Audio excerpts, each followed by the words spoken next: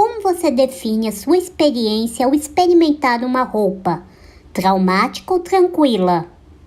Se você respondeu a primeira alternativa, fique tranquila, porque você faz parte do gigantesco universo de mulheres que não encontram um tamanho de vestuário adequado ao seu corpo. Te convido a entender agora o porquê que isso acontece e a solução para o problema.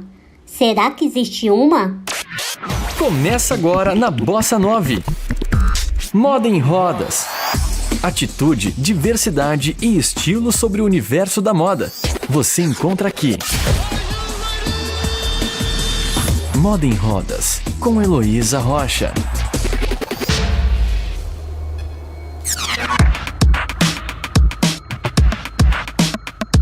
Recentemente, a Associação Brasileira de Normas Técnicas, a ABNT, aprovou uma nova norma para as tabelas de medidas, a NBR 16933. Ela vai do tamanho 34 ao 62 e contempla 2 corpos femininos, o colher e o retangular. A elaboração da nova norma foi conduzida pelo Comitê Brasileiro de Normalização de Têxteis e do Vestuário da ABNT e é fruto de um extenso diálogo com muitas instituições e setores.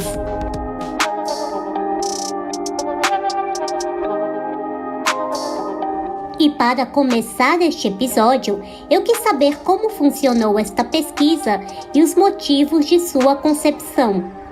Para isso, a professora Maria Adelina Pereira, gestora do Comitê Brasileiro de Normalização de Têxteis e do Vestuário da ABNT, e minha convidada, responde às dúvidas. A edição da norma de medidas referenciais do corpo feminino, ela completa uma tríade da norma do corpo infantil, do corpo masculino e, finalmente, do corpo feminino. Essa sequência aconteceu em função da disponibilidade das empresas, dos consumidores que são representados pelos magazines e mesmo de escolas e pesquisadores, modelistas que representavam o grupo neutro dessa normalização. Então, a elaboração dessas normas é uma demanda da sociedade de muito tempo. E para a sua elaboração, sempre na ABNT, as normas envolvem uma comissão de estudo que tem a participação de produtores, que são normalmente confecções, mas também empresas de sistema de modelagem, os consumidores, que normalmente são representados pelos magazines, que é realmente quem recebe a reclamação no dia a dia, e dos neutros, que são representados por escolas, institutos de pesquisa, laboratórios de ensaio, que têm uma função de ser o fiel da balança. Depois dessa explicação, a professora Maria Adelina disse quais informações precisam constar em uma etiqueta de vestuário. Para a etiqueta de têxteis, não só de vestuário, mas de têxteis em geral, já existe uma legislação própria, que é de nível Mercosul, e no Brasil é uma portaria do Inmetro, número 118 de 2021. Nessa portaria, devem de constar no vestuário, além da razão social ou marca, o CNPJ, o país de origem, a composição das fibras, os códigos de cuidados e o tamanho. Apesar de todos esses itens, ela confessa que o quesito tamanho ainda está longe de ser o ideal. A expressão do tamanho é que nós gostaríamos que houvesse uma melhoria, uma evolução, além da simples codificação, que separa as pessoas em corpos PMG ou 34, 40, que não dizem muitas coisas ao consumidor, deixam o consumidor muito perdido em relação a saber se aquela roupa serve ou não serve. Você está ouvindo Moda em Rodas. Se o que temos hoje não é o ideal, por que é tão difícil englobar todos os corpos em uma tabela única de medidas no setor de vestuário brasileiro? Maria Adelina explica. A grande dificuldade de aplicar uma tabela única, sem dúvida, é a miscigenação que nós temos. Nós temos mais de 10 tipos de biótipos ao longo do Brasil. Isso através da pesquisa do Senai CETICT, que levantou tipos de corpos ao longo deste país, e nessas medições para corpos femininos acabou implicando num total de mais de 10 corpos. Então, os tipos de corpos tão diferentes estão pelas nossas origens e as nossas miscigenações. Tanto os donos da terra, que são os indígenas, quanto os que foram chegando, europeus, africanos, asiáticos. E toda essa mistura acaba realmente dificultando uma tabela única. Por outro lado, ela traz uma possível solução para o problema. Se cada empresa que se especializar num nicho específico for declarando quais foram as medidas que utilizou, isso acaba sendo muito orientativo, muito valioso para o consumidor que está querendo comprar certo. Mas será que um dia, em um futuro distante, o Brasil conseguirá elaborar um padrão único de medidas que atenda a todos? Não acredito, porque nós temos uma variedade enorme de biótipos. Só se a moda tendesse para grandes túnicas. Aí poderia ser que nós teríamos uma uniformidade, né? Ou aquelas togas gregas, né? Que eram um tecido amarrado. Mas pela diversidade da moda, isso não é uma coisa possível. Porém, a forma de comunicação pode ser uma maneira de orientar o consumidor no que ele compra. E é essa a parte mais importante da norma, e que é baseada na norma ISO. A declaração a que corpo aquela roupa veste. Se a padronização da tabela de medidas é algo impossível, como ficam as pessoas com deficiência? Especialmente as com nanismo ou com deficiência física, que quase sempre têm dificuldade de comprar roupas porque seus corpos praticamente nunca são contemplados pelas marcas. Maria Adelina traz 2 possíveis soluções para este público. Com relação aos portadores de deficiência, nanismo, a tendência, sem dúvida, é surgirem cada vez mais marcas especializadas nesse público e, com isso, atender especificidades e declarando também, como já se vê no e-commerce, declarando quais medidas do corpo aquela roupa serve. Por falar em medidas, a NBR 16933 institui a centimetragem na etiqueta das roupas. Ou, em outras palavras, a sugestão é de que a marca informe em centímetros a sua tabela de medida para que você descubra o seu modelo.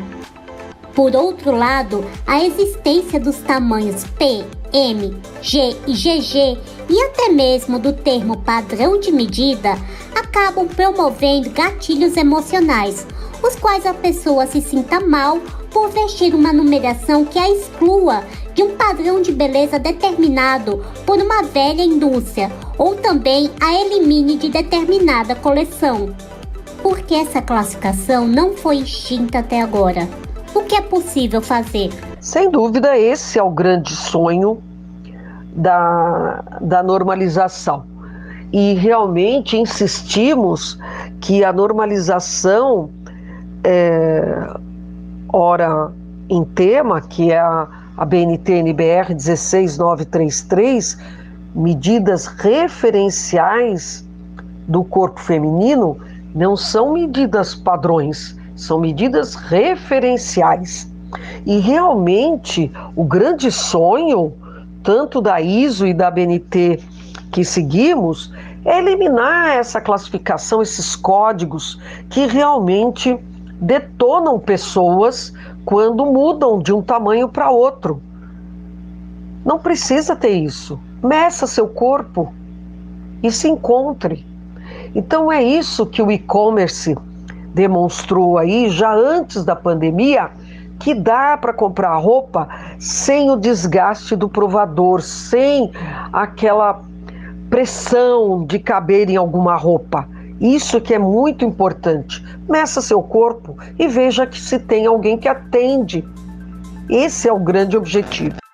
Depois de entender um pouco sobre a NBR 16933, eu perguntei à minha convidada se é possível denunciar uma loja que, para o consumidor, não está sendo honesta em informar a sua grade de medidas ou exclui de suas coleções.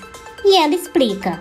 Eu acredito que sim, afinal de contas, existe o direito do consumidor.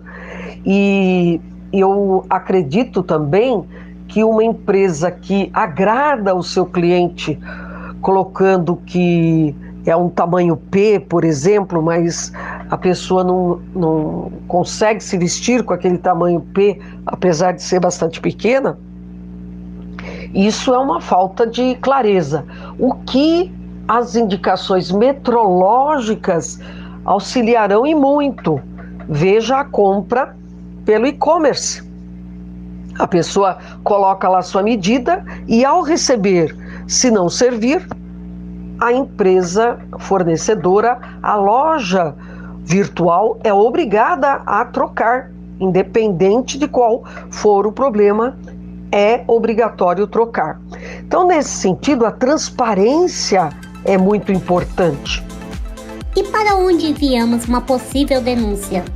Com relação ao fórum mais adequado para essa reclamação, sem dúvida é PROCON. E aí os detalhes de como proceder é o PROCON que poderia responder com muito mais propriedade, sem dúvida. Vale destacar que cada localidade possui a sua própria sede do PROCON. E em São Paulo, o site é o procon.sp.gov.br. Mudando um pouco de assunto e aproveitando a oportunidade, eu perguntei à professora Maria Adelina o porquê que a ABNT nunca instituiu uma norma que obrigasse as marcas a adotarem uma etiqueta em braille ou em QR Code para o público com deficiência visual. E ela explica a razão. Já houveram algumas tentativas, projetos de lei, decretos, estudos para essa indicação de medida e cor em braille. Porém, o que foi detectado são dois problemas. O público que lê braille é bastante reduzido, mesmo entre todos os cegos, é um número bastante pequeno que lê braille. Porém, a indicação do QR acabou sendo uma grande alternativa, porque com o QR você tem um custo muito baixo de impressão e tem a leitura que pode ser com transmissão em voz, sem a necessidade da pessoa saber ler em braille. Outro problema, sem dúvida, é o custo de fazer a etiqueta braille, mas também o QR acabou substituindo isso com grande vantagem.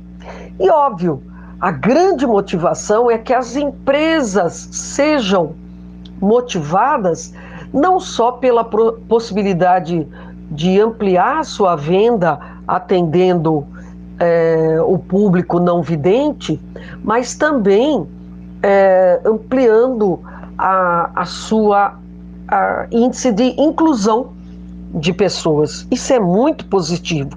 E acredito que, mesmo sem uma obrigatoriedade de lei, muitas marcas estão se providenciando seus sistemas, estão se preparando para ter esse acolhimento, essa inclusão. E para encerrar, a professora Maria Adelina Pereira tem um recado especial para todos que acompanham o podcast Moda em Rodas. Gostaria muito de agradecer a oportunidade da Moda em Rodas nos ofereceu de divulgar aqui sobre a norma de medidas, as ideias muito positivas para desenvolver novos trabalhos, e coloco-me à disposição para outros esclarecimentos através do próprio site da ABNT. Existe o contato com os comitês. No caso, o nosso comitê é o número 17, Têxteis e Vestuário, e também através do Instagram, @Maria Adelina Pereira. Obrigada.